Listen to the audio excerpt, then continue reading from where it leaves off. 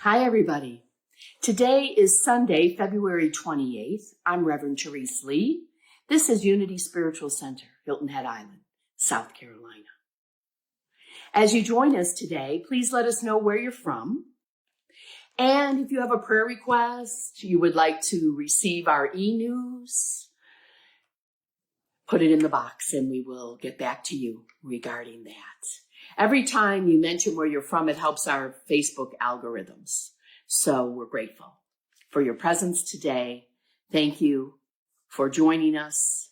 And let's start, as we always do in Unity, with prayer. Close your outer eyes as you're comfortable. And we say thank you. Thank you for this time together today over the ethers. Thank you for this time of Lent, as we release and we renew, as we fast and we feast. We are grateful. We let go and we let God. And the spiritual surrender empowers us in this now moment. And so we open our minds and our hearts and our ears as today we spend some time together. And so it is, as we count our many blessings, we say thank you. And we pray this in the name and after the nature and under the authority of the living, loving presence that is you and that is me. And so it is.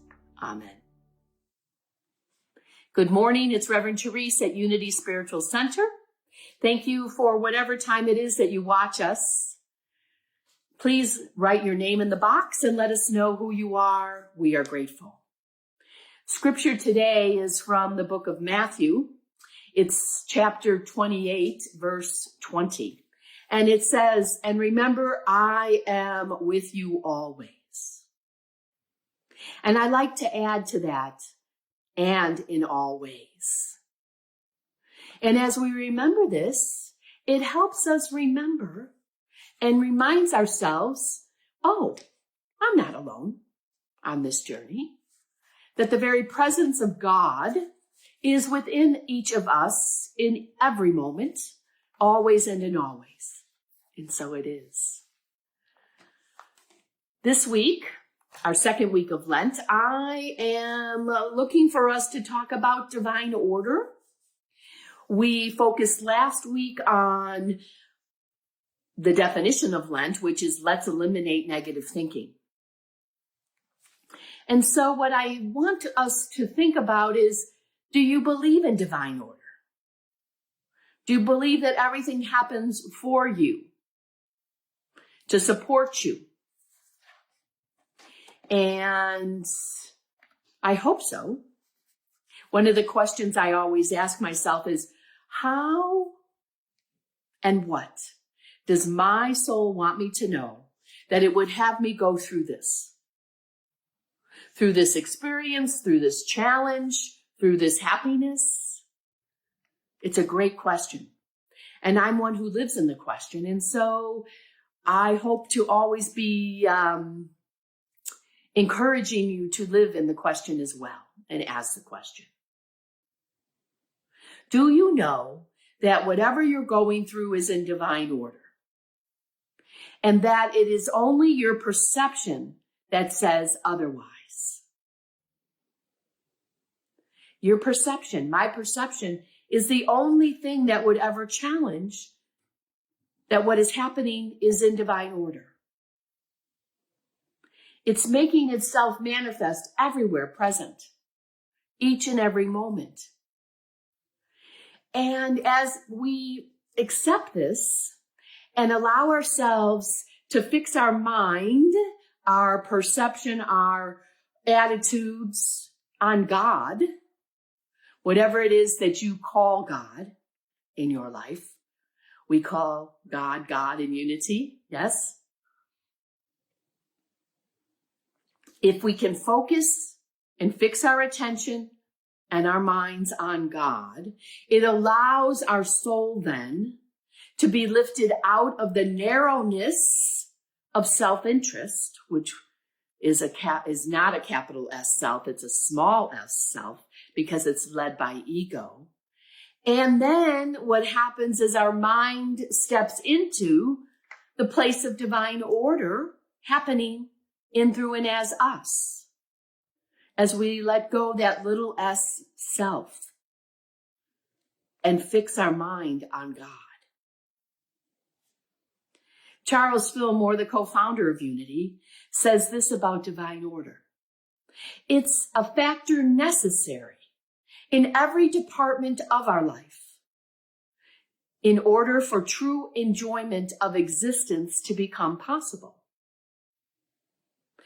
The realization of God, Fillmore says, as omnipresent life helps protect us from disrupting the order and balance needed in our thinking. The realization of God as omnipresent life, in, through, and as me, in, through, and as you.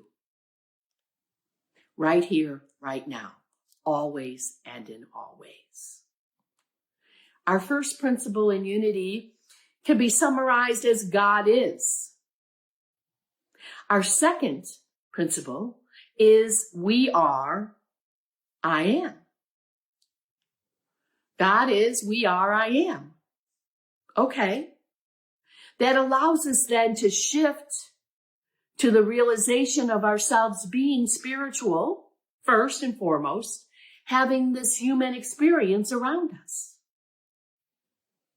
And then realizing and accepting that what Myrtle Fillmore always said, the other co-founder of Unity, order is heaven's first law.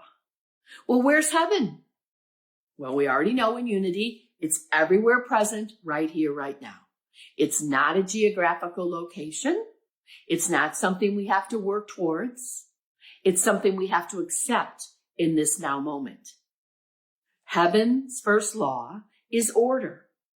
So heaven being everywhere present means we get to engage and embrace that order, allows us then to have acceptance and surrender and peace in our life.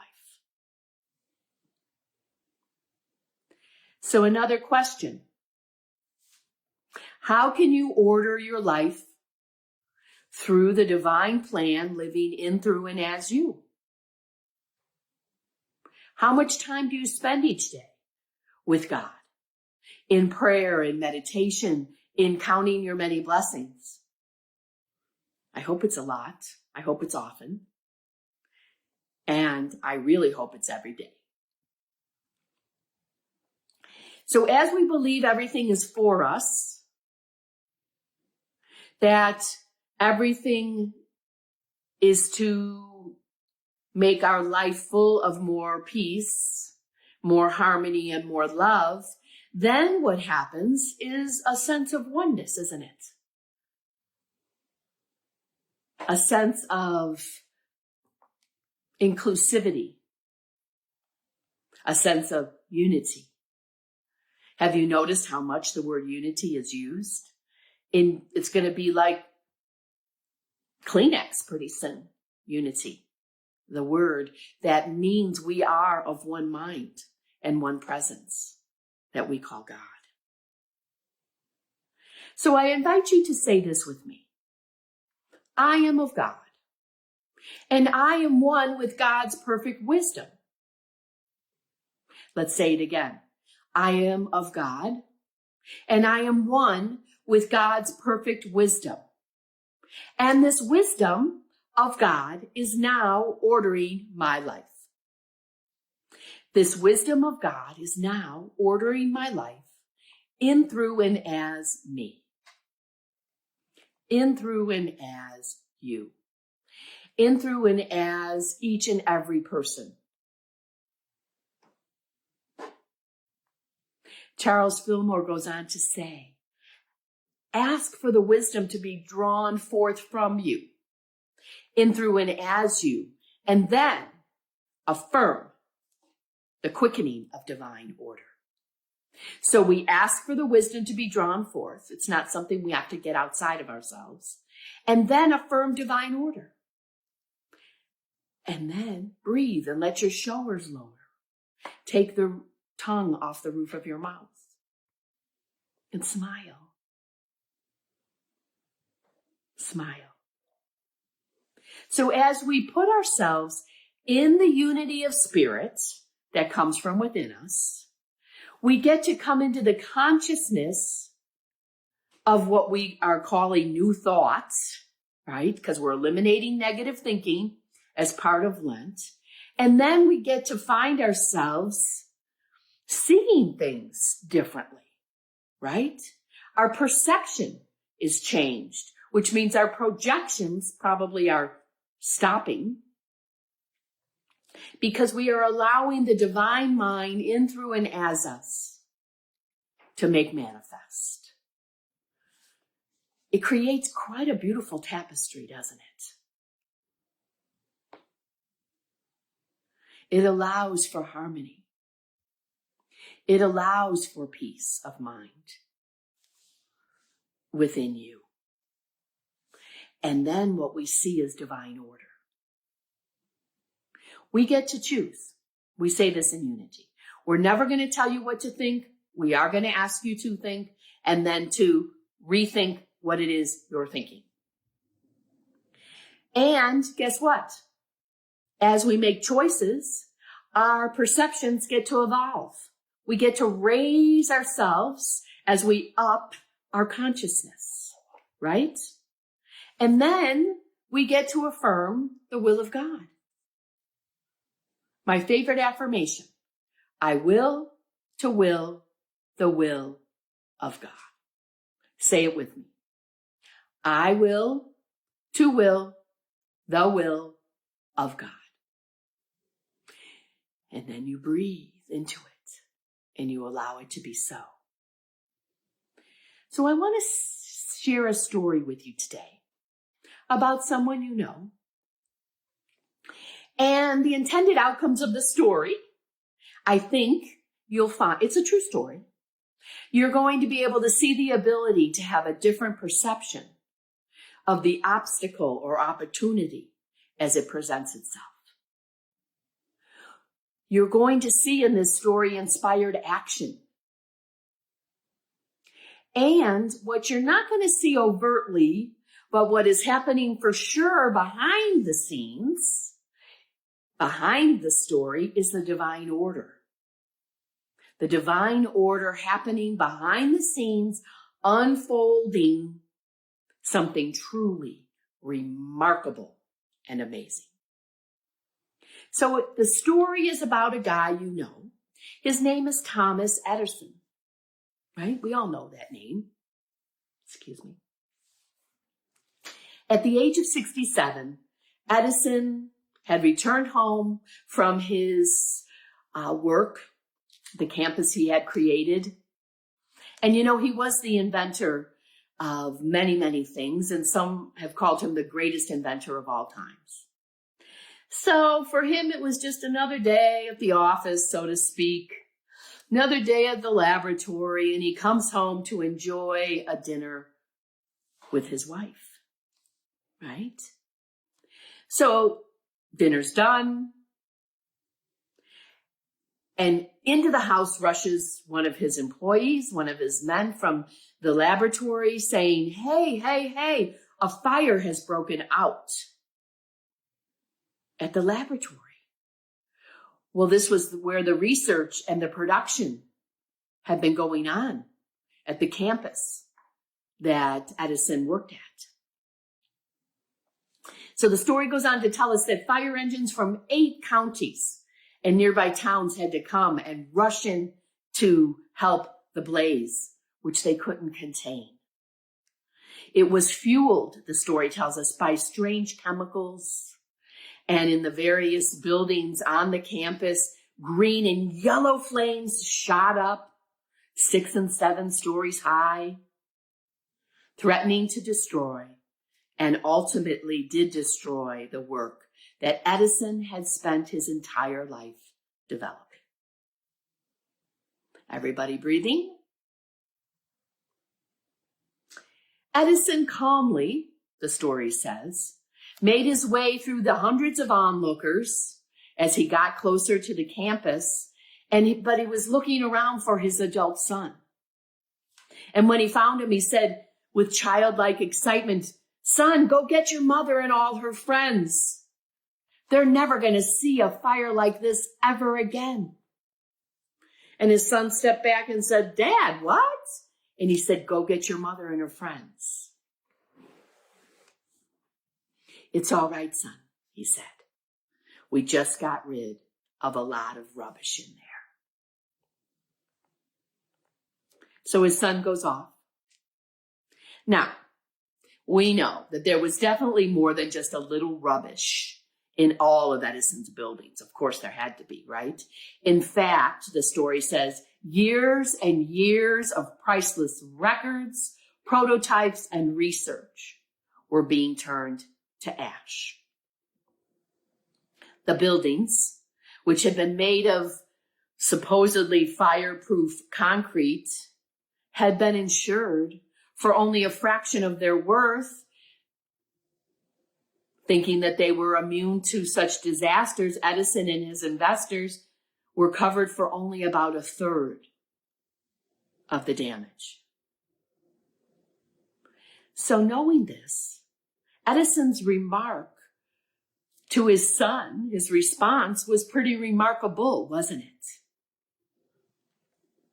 And yet, when we think about it, there really was no other response that would have made any difference, right? What should Edison have done? Wept? Well, plenty would have, right? Should Edison have blamed someone for not turning off a Bunsen burner or possibly not properly extinguishing a cigarette? It would have been justified, right? Should Edison have gotten angry at the manufacturer of the quote-unquote fireproof concrete? Some would have said the reaction should have been sue them, right? Should Edison have just given up? He was already 67. He'd already done such remarkable work, right? No one would have thought less of him for that. And yet Edison didn't do any of that because he wasn't done doing remarkable things. Rather, this whole experience invigorated Edison. And this is what he told the reporter the next day. He wasn't too old to make a fresh start. I've been through lots of things like this. It certainly prevents a man from being afflicted with boredom. Here are some of the facts that I think are quite astonishing. You will too, I think. And this is where we see divine order and the creative power of the universe at work behind the scenes of what some might have called a disaster. Within 3 weeks, the factory was partially back up and running. Within a month, its men were working 2 shifts a day, churning out new products the world had not yet seen. And despite a loss of almost $1 million, which today would be about 23 million, Edison and his investors made nearly $10 million that year in revenue after the fire. Today, that would be worth more than $200 million. The reporter wrote, Edison not only suffered a spectacular disaster, he also recovered and replied to it spectacularly. We know that Edison believed in God. He was not quiet about that. He accepted his divine order, is what the story tells us, right? And he rightly reused his will and gave life a chance to rebuild. Do you do that? Do you use your will and give life a chance to rebuild?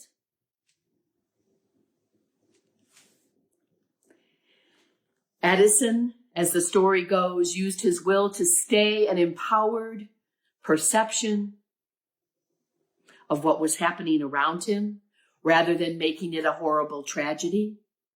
He saw it as an opportunity. He was humble because we all knew it wasn't just rubbish in those buildings. He was resilient. I'm not too old, he said, to start over. And he was flexible. And he was inspired into action.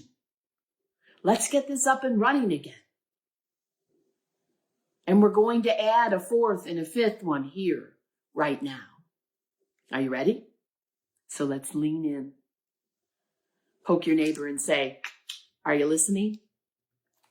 We pretend we have neighbors with us, right? I'm talking to my plants here. Are you listening? Here's two more. Edison used his will to accept what is. His plant burned down, period. There was nothing he could do to change it or stop it, period. And this is really big. So lean in even more. Number 5, he used his will to face with enthusiasm and even cheerfulness.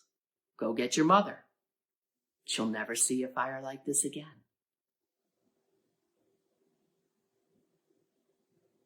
Your obstacles, opportunities, and challenges, y'all, may not be so serious as Edison's were.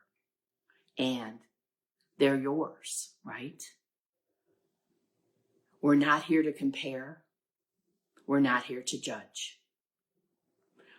What we're here to do is to realize that nevertheless, sometimes life is seemingly out of your control, right? It happens. And yet, what the story tells us, what Edison demonstrated, was there's one response. Not just, I'm okay with this. Not even, I think I feel good about this. Rather, choose this one. Keep your mind fixed on God. Where is God in this? Not is God here. Where is God in this? Let me see.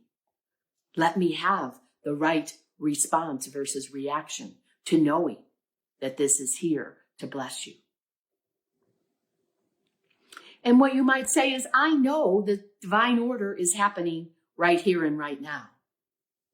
Because if it happened, it was meant to happen, right? And I'm glad it did, when it did. And I mean to make the best of it. Now that takes some work. It takes some work.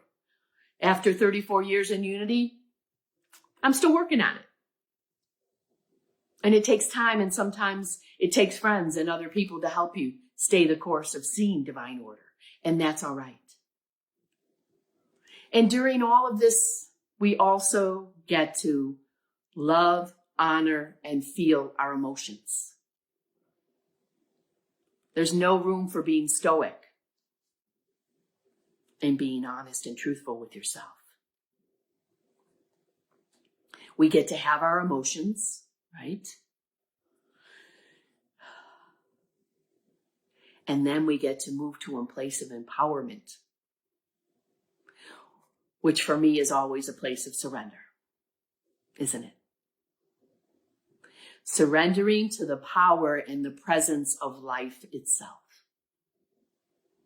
Surrendering to know that all is, and that as I accept it, peace will come. Knowing that you are and I am always on a course of life of expanding goodness. Everybody breathe. Yes? So when we and as we surrender to the power and the presence of God within, we get to experience a different level of peace and different level of knowing our purpose here on life. We get to yield, to give way to the flow of life rather than to oppose it. And we get to relinquish and let go of resistance to accept what is and allow ourselves to choose differently after we see things differently, right? And then we get to resign ourselves through happiness to the great and goodness of God expressing in, through, and as us. So it's not a resignation. It's a resigning to the truth. Yield, relinquish, and resign. And going back to 2 weeks ago, power versus force. In yielding and relinquishing and resigning is our power, our strength, and we don't have to force things to happen. We submit to the will of God. I will to will the will of God, which keeps me and keeps you, as we allow this to happen, on track, physically, mentally, and spiritually. So that in each moment of allowing the creative power of God, as life through us can happen, can make manifest. And then we get to see the amazingness as it outpictures through us into our daily activities, our conversations, our moments like this together over the ethers. So we keep our mind fixed on God. We open our way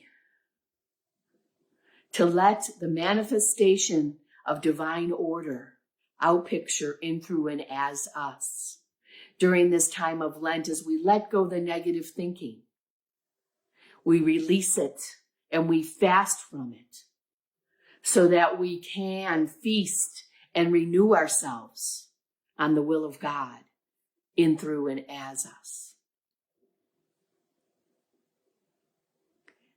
Our final affirmation for today is, I give thanks for divine order in my life and in my affairs. So let's say it together. I give thanks for divine order in my life and in my affairs. And so it is, and so we let it be. So take a moment now, lower your shoulders, and let's have a time of prayer together. Close your outer eyes as you're comfortable, a time of meditation where we move from our head to our hearts and take a moment to concentrate on our breathing. And our breathing allows us to move ever deeper within, where each of us meets the God of our own understanding. So take a moment, concentrate on your breathing, closing your outer eyes as you're comfortable, and be here now. And allow ourselves to breathe into the letting go and letting God. Letting go and letting God is an act of trust and faith. Knowing that as we call forth the divine order in our life, we acknowledge the wisdom that comes forth as well. And we get to realize together the oneness that is of God, that's made manifest through our actions, our words, and our thoughts. And in the stillness right here and right now, we relax until the chitter chatter of our minds is silent. As it fades, we allow ourselves to receive the spiritual guidance that comes, that is always and in always available. And we breathe into this blessing.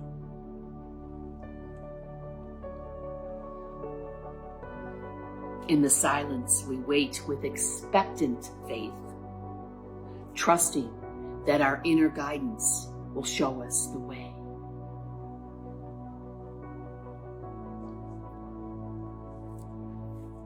Trusting, releasing, renewing, fasting and feasting. This is our Lent. This is our time together.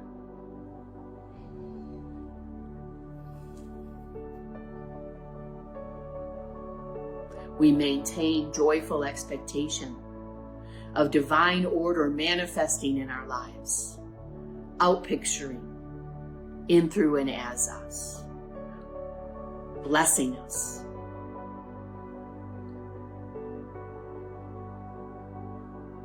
We breathe into this knowing, and we let it be. We let it be, and we say yes. Yes, yes. I am willing. I am allowing divine order to make manifest in, through, and as me.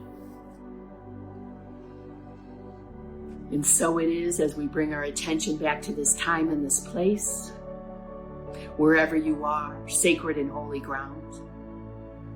We say thank you. Thank you for your energy. Thank you for your openness and your oneness. Being with us today, we are grateful. And as you're so moved, we lovingly receive via our website at www.unityofhiltonhead.org, via our Practice Generosity button, your donations, your practice of generosity via PayPal or credit card. Or you can send snail mail to our P.O. Box 1392, Bluffton, South Carolina, 29910. I open the mail. I receive your notes and your love offerings. We are grateful. And so it is. Thank you for our time together today. Many blessings. Reverend Therese signing off. Unity Spiritual Center, Hilton Head Island, South Carolina. Have a blessed week. Thank you.